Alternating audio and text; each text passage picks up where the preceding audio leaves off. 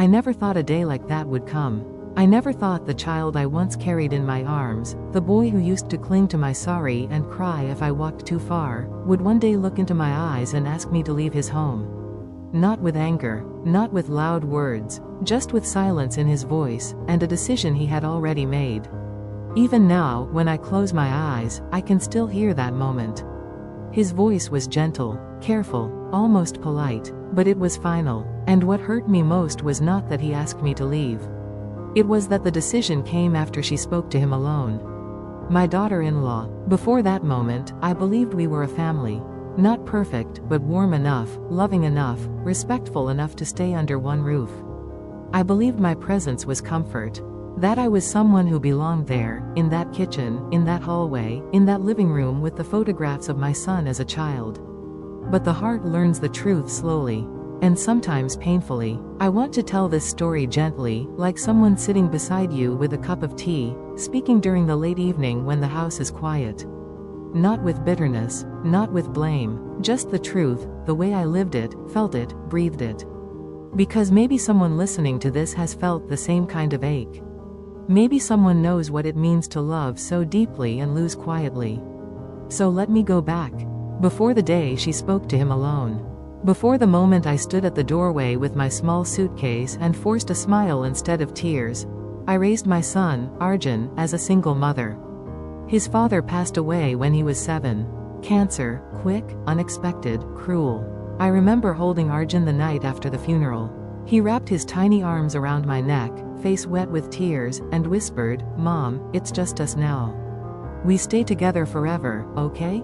At that moment, those words were like sunlight breaking through storm clouds. I kissed his forehead and promised, forever. Life was not easy after that. I worked long hours, sometimes 2 jobs. I stitched clothes in the morning, cooked food for neighbors in the afternoon, and cleaned offices late at night. Every rupee, every dollar, every ounce of energy I had, went to raising him, teaching him, feeding him, loving him. But I never regretted it. Not one bit. He grew into a good boy. Kind, smart, quiet but thoughtful. He always helped me carry groceries, always touched my feet before school, and always saved me the best piece of chocolate on his birthday.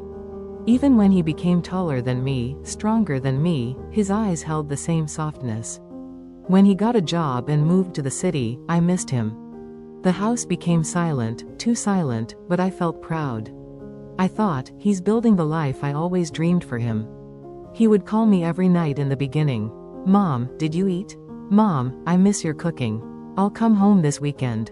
And I waited for those weekends like a child waits for festivals.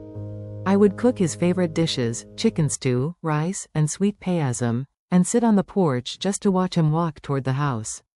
He always looked tired, but happy. And then, after a few years, he met her.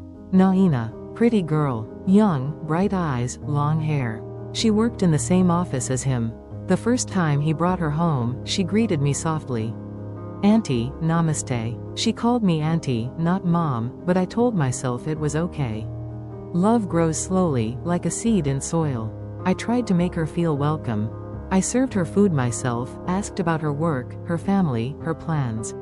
She was polite, spoke well, and smiled often.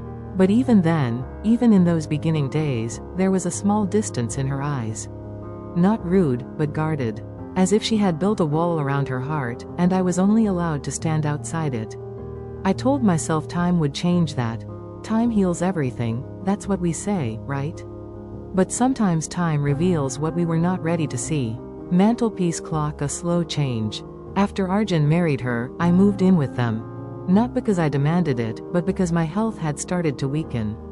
Climbing stairs became hard. Cooking for myself every day felt tiring. Arjun insisted, gently, "Mom, come stay with us. You should not be alone anymore." Those words felt like a warm blanket. I packed a small suitcase, folded all his childhood photos in a box, and left the old house behind. The first few weeks in their home were peaceful. New curtains, clean rooms, fresh paint on the walls. But I still felt like a guest, careful where I walked, how I placed dishes, how loud I opened cupboards. Not because anyone scolded me, but because I didn't want to be a burden. In my generation, mothers-in-law were respected like pillars of the house. But I did not want to demand respect. I wanted to earn it with love. So I woke early every morning, before the sun rose. I made coffee for them. Prepared breakfast. When Naina came to the kitchen, I would say, "Sit, Beta. I will pack the lunchboxes." She always gave a small smile, half grateful, half distant. Some mornings she helped me. Some mornings she didn't. And that was okay. I kept myself busy, watering plants, folding clothes, organizing shelves, dusting the living room. I told myself a home is happiest when hands stay busy and hearts stay soft. But slowly, little things began to change. Not big fights, not harsh words, just small things, like thin cracks forming in glass. Naina stopped taking lunch from home and preferred takeout. She said it was easier. I understood, maybe she didn't like my style of cooking. When Arjun came home tired, I served him food and waited for him to ask how my day went. He rarely did. He was busy, lost in screens, conversations, responsibilities. Sometimes, at night, I sat alone at the dining table long after both of them slept.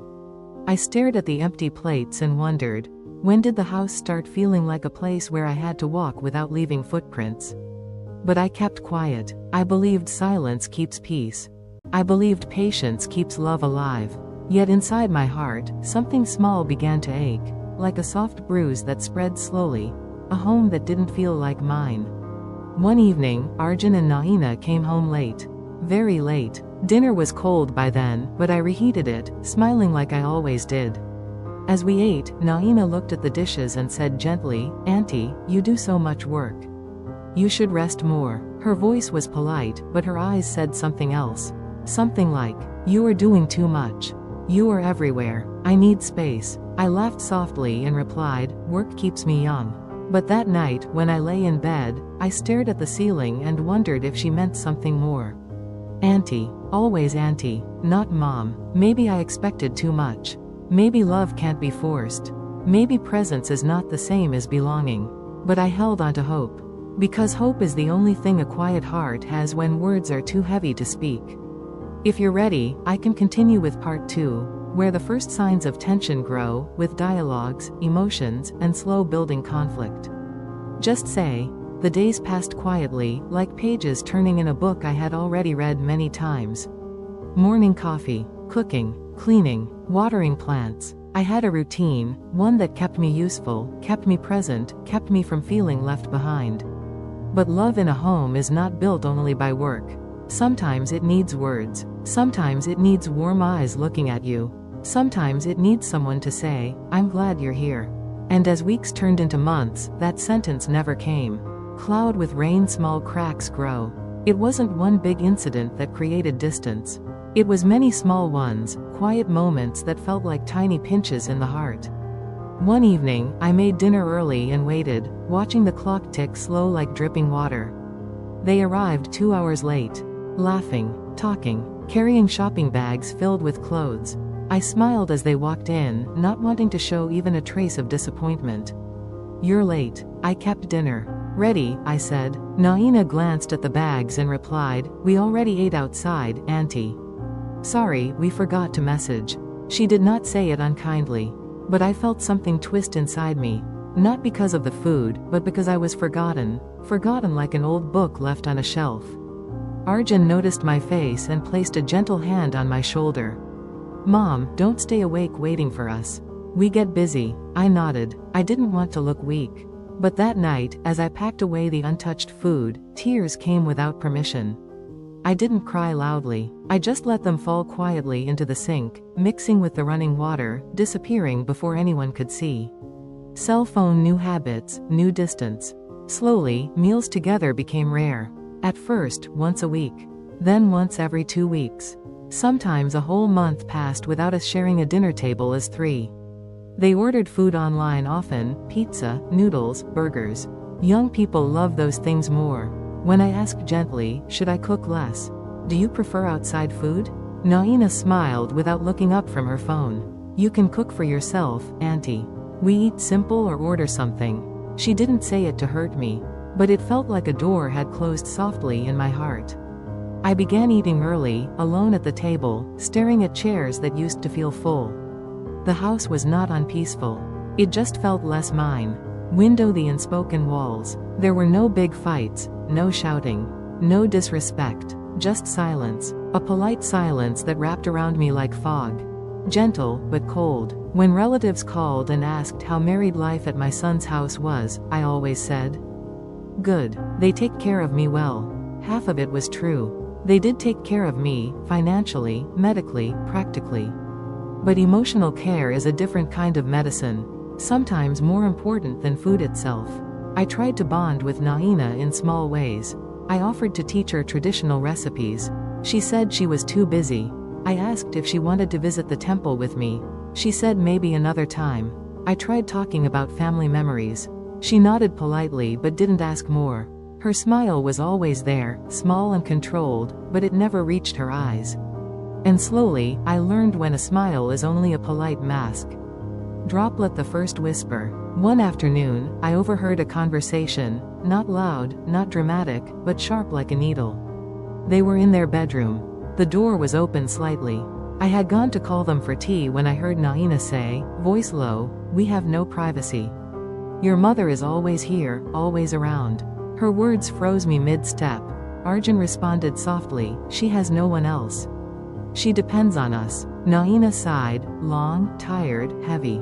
"I know, but this is our life too. Our space. I feel like a guest in my own home." Guest. The word echoed through me like a bell. If she felt like a guest, what was I? I stepped back quietly, pretending I heard nothing. But inside, something shattered a little. Not anger, just a deep, slow sadness. I sat on my bed that night and folded my hands together like a child, whispering to myself, maybe love grows slowly. Maybe she just needs time. I prayed for patience, not just for her, but for my own heart. A meal that changed something.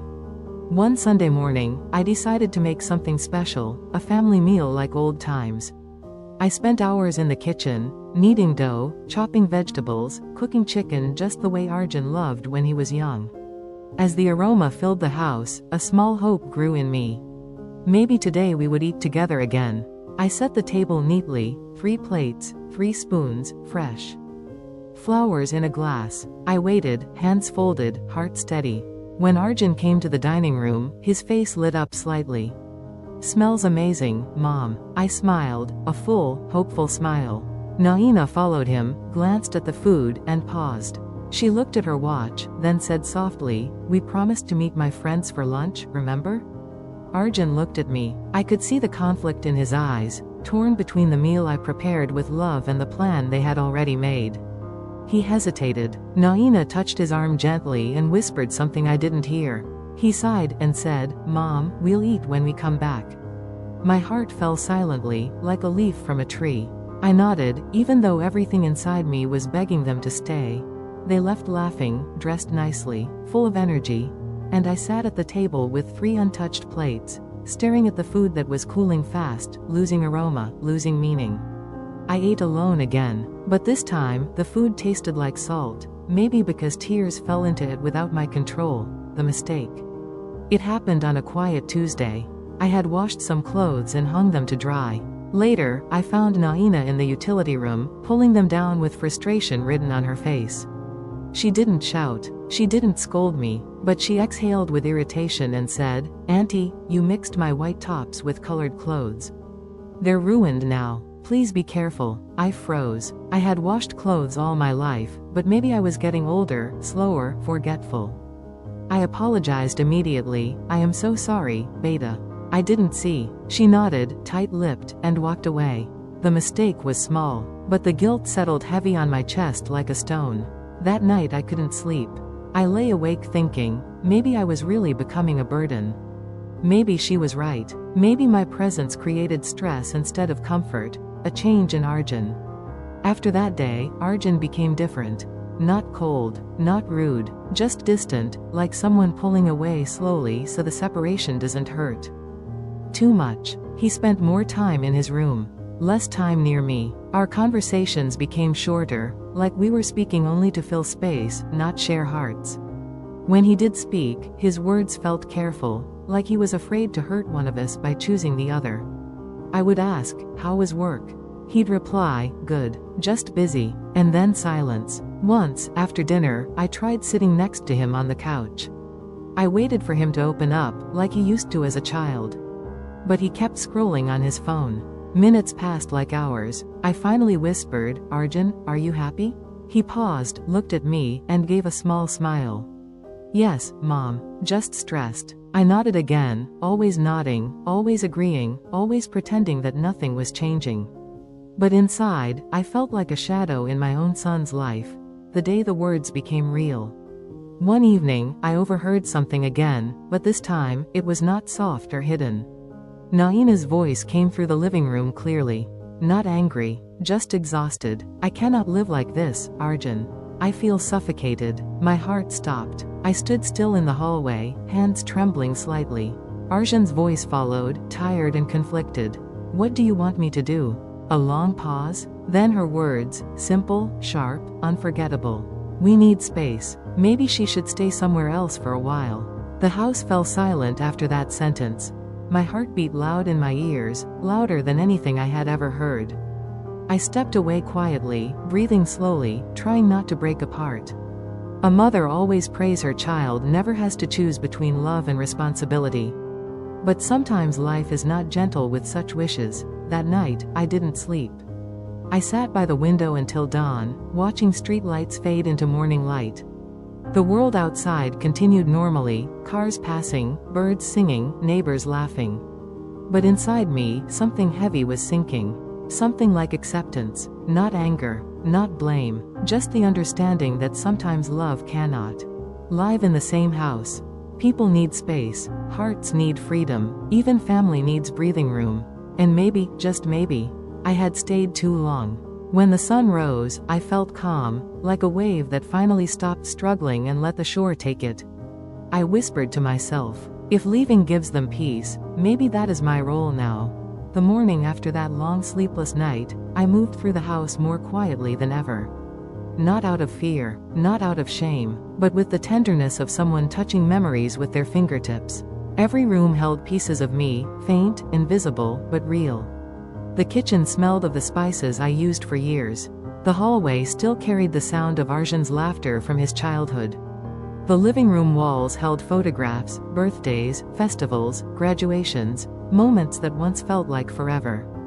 But forever changes. I had decided something silently. If my presence was making the home feel smaller, I would make space. Not because I was unwanted, but because love sometimes means stepping back. Still, the heart is fragile, even when it chooses strength. That afternoon, everything changed. The private conversation. I was folding laundry when I heard footsteps and low voices coming from the living room. I didn't try to listen, I only heard because the house was quiet. Arjun sounded tired. "Naina, please understand. She is my mother." His voice had a softness, but also a strain, like someone trying to hold two worlds together with trembling hands. Naina replied gently, not harsh, not disrespectful, just honest. "I know, Arjun, I respect her, but this is our home now. We need privacy. We need to breathe. I want to live with you, not under her shadow." Under her shadow. The words were not cruel, but they had weight. Like stones placed slowly upon the chest. There was a long silence, then I heard something break inside my son's voice. "I don't want to hurt her." Naina spoke softer then, almost whispering, "But we are hurting too. We cannot build our life if we keep living like this." My hands froze over the laundry basket. A single towel slipped from my fingers onto the floor. I stared at it for a long time, not seeing a towel, but seeing truth. I was no longer the center of his world. And I shouldn't be. He had a life now, a wife, dreams, a future that did not revolve around me the way it once did. My place was shifting, like sand under waves. The realization was not loud or dramatic. It was quiet, almost peaceful, but it hurt with a gentle, deep ache, the kind that doesn't leave bruises on the skin, only on the heart. The moment that broke and taught me. That evening, something unusual happened. Arjun came to my room, alone. He knocked softly, the same way he used to knock when he was a boy and wanted to sleep beside me during storms. When I opened the door, he just stood there for a moment. No words, just eyes filled with something he didn't know how to say. I waited. Finally, he sat beside me on the bed, fingers laced together nervously. Mom? There was a long pause. His voice trembled slightly. Can we talk? I nodded, smiling gently, the smile of a mother who already knew what was coming. He took a slow breath, like gathering courage. Naina feels uncomfortable, he began carefully. She feels like she cannot make this house her own. I listened without interrupting. She thinks maybe. He swallowed. His eyes dropped to the floor. Maybe you should stay somewhere else for a while. The sentence was simple, but it felt like the room fell silent in a way sound cannot explain. Even though I expected it, the words still stung. Not like a cut, more like a gentle needle pressing steadily into the heart. I did not cry. I placed my hand over his, warm, calm, steady, and asked softly, "Do you want that too?" His eyes met mine. They were shining, not with anger, not with frustration, but with helplessness. He didn't speak right away. Silence spoke for him, and silence was enough. A mother's choice. I could have begged. I could have held on to him with tears and memories. I could have reminded him of the nights I stayed awake sewing clothes so he could study, the birthdays I spent alone at work just to buy him a cake. But motherhood is not a transaction. True love does not ask, "What do you owe me?" It asks, "What do you need?" So I took his hand gently and said the sentence no mother wants to say, but many eventually must. "I will go." His face fell, shocked, guilty, broken. "Mom, no, I didn't mean." I touched his cheek like I used to when he was small enough to fit in my lap. "You didn't ask. You tried to protect me. But I can feel your heart." My voice stayed soft, steady, not shaking, because I wanted the last memory inside this home to be strength, not tears. Naina stood in the hallway then, not hiding, not eavesdropping, just listening. Her eyes were not cold. They were tired, worried, unsure. I looked at her too and smiled a small, genuine smile, the kind that carries no bitterness. "Take care of my son." She opened her mouth to speak, but words didn't come. Her throat trembled. She blinked rapidly, maybe to keep tears from falling. I did not wait for comfort or apology. Sometimes simple understanding is enough. Packing memories into a suitcase. Later that night, when the house was quiet, I began to pack. Not clothes first, not shoes, but memories. I took the photo of Arjun at age 4, sitting on my lap, face messy with cake. I folded the small blanket he used in winter nights. I took the steel plate he always used. Growing up, scratched, old, but precious. Every item I packed felt like a page turned in my life. I didn't take everything, just a small suitcase, because a mother never truly leaves her child's home. She leaves only physically. Her heart stays behind, like wind that lingers even after the door closes. As I zipped the bag, tears finally came. Not loud, not dramatic, just quiet tears that fell onto clothes like rain that no one hears at night. I sat on the edge of the bed, whispering to the dark. I raised him to stand on his own. And now he is standing, even if it means without me beside him. That thought hurt and comforted me at the same time. Sun behind small cloud morning of goodbye. The next morning, sunlight came through the curtains gently, almost kindly. It felt like the sky itself was trying to make the day softer. Arjun came into my room and saw the packed bag. His face broke a little, like a boy again, not a grown man. "Mom, you don't have to do this so soon." I smiled. "If I stay longer, it will be harder for all of us." He sat beside me, silent, struggling for words. Finally, he whispered, "I am sorry." I touched his hand, my voice like slow wind through trees. "Don't be. You are building your life. I am only giving you room to grow." Naina stood a few steps behind, holding 2 paper bags with groceries she packed for me. Her eyes were moist, her voice small. "Auntie, I didn't want to hurt you." I walked to her and placed my hand gently on her arm. "You didn't hurt me. Life just changed, and we are learning to change with it." She nodded slowly, guilt softening into understanding. The door that closed quietly. When I stepped toward the door with my suitcase, the house felt different. Not mine, not theirs, just a space that held memories we each would carry in separate ways. Arjun walked with me to the gate. No words, just the sound of footsteps and the quiet morning air. He opened the gate with trembling fingers. For a moment, he looked like the little boy who held my hand on his first day of school. His voice cracked as he whispered, "Mom, come visit often." I smiled with a tear sliding down my cheek. Only when you call. This is your home now. Your life. Your beginnings. He pulled me into his arms then, tight, warm, breaking. I held him like I did when he was young, when his whole world fit inside my embrace. I whispered into his shoulder, I'm not leaving your life. Just your house. He cried softly, the kind of cry a grown man hides from the world. I kissed his forehead, cupped his face, and took one step back. One step that changed everything. As I walked away, I didn't look back. Not because I didn't want to, but because I knew if I did, I might not have the strength to keep walking. The door closed behind me, not loudly. Just quietly, like the ending of a chapter that was meant to be cherished, not clung to. For a long moment, he didn't move. He just sat there, shoulders shaking, face buried in his palms. And in that moment, I didn't see a grown boy who pushed me away. I saw my baby again.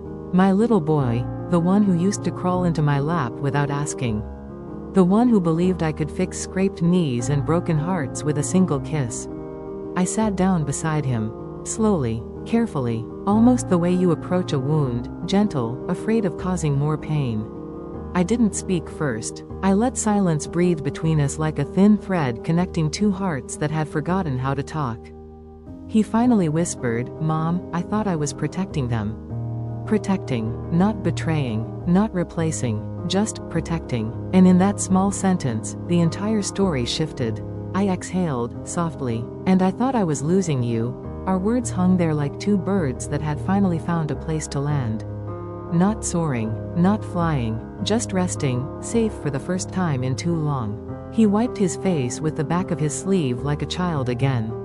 I didn't want you to feel alone. I felt my throat. Well, emotion rose like a tide I couldn't hold back. I was alone, I admitted, voice cracking. But not because of you. I was alone because I was afraid to say I needed you.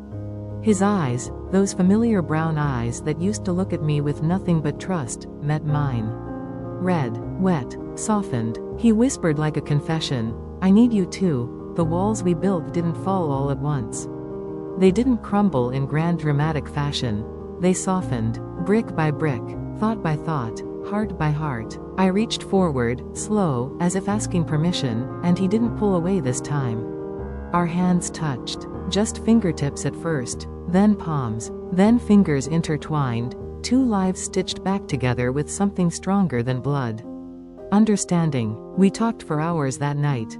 Not the way we used to, not light, not easy, but honest. Honesty hurts, but it heals too. He told me things he had held inside, how he felt torn, how he never wanted to choose sides. How guilt lived inside him like a second heartbeat. And I shared my side too, how silence became heavier than anger. How every room felt like it echoed without him. How I wasn't angry at his love for her, only afraid there wouldn't be space for mine. Fear makes us believe we have to fight for love. But love isn't something we win. It's something we hold gently, together. Months passed. Slow, intentional months. Conversations grew more regular. Short at first. Simple. Safe. Then longer. Warmer. Real. I started visiting again, invited, not clinging. Not as someone demanding a position, but as someone grateful for presence. I sat at the dinner table, and she was there too. We weren't enemies, only two branches reaching toward the same root. She apologized, quietly, sincerely. And I accepted, not because it fixed the past, but because forgiveness sets the future free.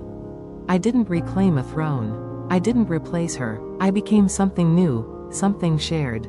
A mother, not fading, not competing, just loving. And one evening, after plates were cleared and laughter felt natural again, my son walked me to the porch before I left. The night was soft, warm, uncomplicated. He hugged me, truly hugged me, arms wrapped tight like he was holding something important. Mom? Yes, love? He exhaled like truth was finally light enough to breathe. I'm glad you stayed. I smiled, small, steady. I never really left. He nodded, and for the first time in years, there was no distance in his eyes. Just home. Sometimes love bends. Sometimes it stretches so thin we fear it will break. But real love, the kind woven through years, memories, and quiet sacrifices, doesn't break. It bruises. It trembles. It hides for a while. But when spoken with honesty, with patience, with vulnerability, it returns. Not as it was, but stronger. Love isn't claimed, it's shared, and in sharing, it grows. Years later, the memory of that painful evening no longer stings. It sits inside me like an old photograph, faded around the edges, but precious for what it taught me. Not every story ends with fireworks. Not all healing is loud. Sometimes, the greatest endings are quiet: a soft hand held across a table, a phone call that no longer feels heavy, a hug that lasts 1 second longer than it used to. That is how life gives closure. Not in grand gestures, but in small moments, consistent enough to rebuild what we thought was lost forever.